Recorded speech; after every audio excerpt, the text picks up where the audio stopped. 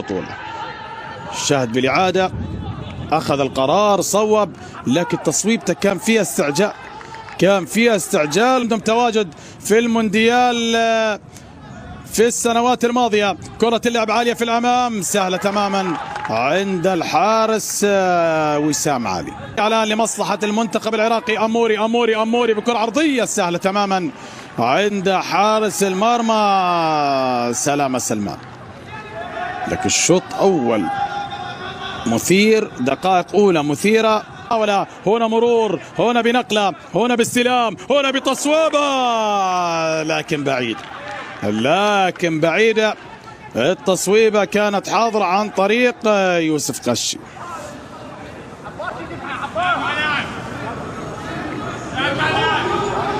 اخطر المنتخب الأردني.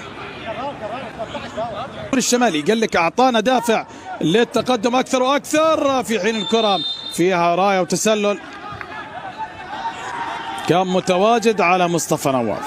حلول في الجهة اليمنى يصبح متواجد في الجهة اليسرى، كان قريب أيضا من الكرة كرار جعفر، وتبادل الأدوار ما بين أحمد جاسم وأيضا في الكرات لفترات طويلة للمنتخب العراقي. هنا بنقلة باستلام بكرة بمحاولة بحث للتصويب، هنا التصويبة لكن بعيدة، تصويبة لكن بعيد. خطرين خطرين خطرين للضياء اللي كان حاضر بالتصويبة في الكرة الماضية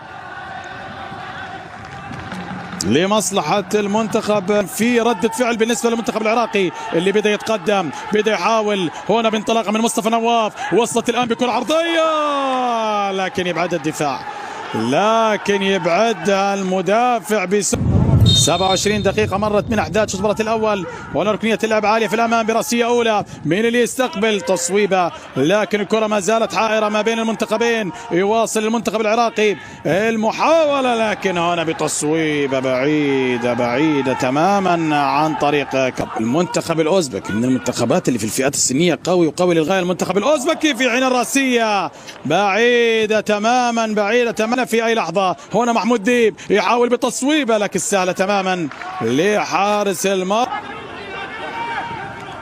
كرة اللعب، انطلاقه باستلام أموري فيصل يحاول بسرعة الآن، وصلت إلى كرار جعفر، حلوة النقلة إلى أموري فيصل يحاول بتقدم لكن مر وعدى. أنا تصويبة، يا ساتر يا ساتر يا ساتر على فرصة خطيرة. كرة اللعب، يا سلام على استخلاص، على مرور، نتحصل على ركنية.